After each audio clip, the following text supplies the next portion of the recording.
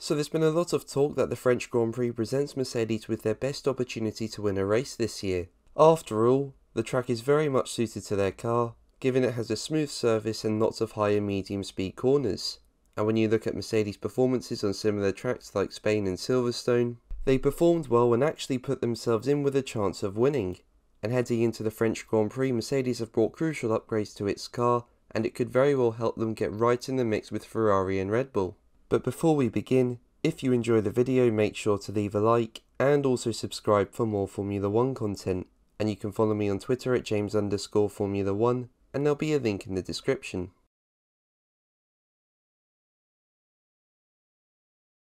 Well, it's quite clear that Mercedes' understanding of the W13 is starting to grow. I mean, at the last race in Austria, the team actually had decent pace despite it being a track that really shouldn't suit their car, given all the low speed turns and bumpy nature of it. So that will give Mercedes confidence, especially as they head to a track that should on paper be good for them. But while there has been talk about Mercedes winning the French Grand Prix, team boss Toto Wolff's main aim for the race is for the team to make inroads on Ferrari and Red Bull and get back on the podium. He said, "Our understanding of the W13 is growing with every lap, and it's encouraging to see that reflected in our development and results.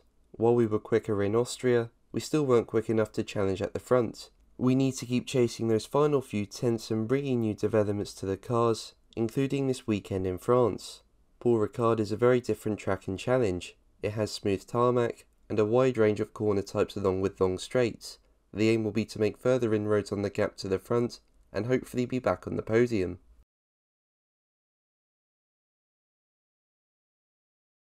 So Mercedes brought in an upgrade package at Silverstone that included upgrades to the floor and front suspension, and it certainly did the trick, with Lewis Hamilton showing strong pace to put himself in with a chance of winning the Grand Prix. And although Mercedes were unable to replicate that level of performance in Austria, as I said earlier, the team was still closer to Ferrari and Red Bull than they expected at a circuit which on paper shouldn't suit them.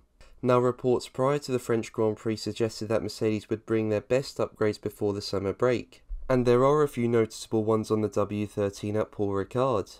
One of them is a new nose design, which looks to be flatter in a bid to reduce drag. Mercedes have been starting to get on top of this, but with top-end speed being so crucial at the Paul Ricard circuit, it looks like Mercedes are trying to make the air pass even smoother over the car to try and reach a better top-end speed.